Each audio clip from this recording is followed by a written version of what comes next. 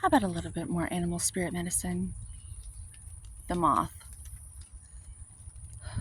Impulsive, hasty, wishful. The moth is sure the grass is greener on the other side. Moth energy is at play when we're attracted to easy solutions or anything shiny and new. This can lead to unfinished projects, disappointment, or burnout.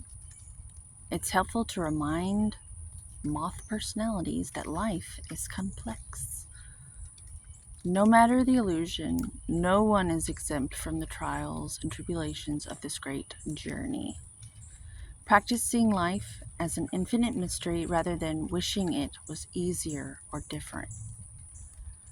When in balance, enthusiastic and whimsical, to bring your inner moth medicine on. Finish a project.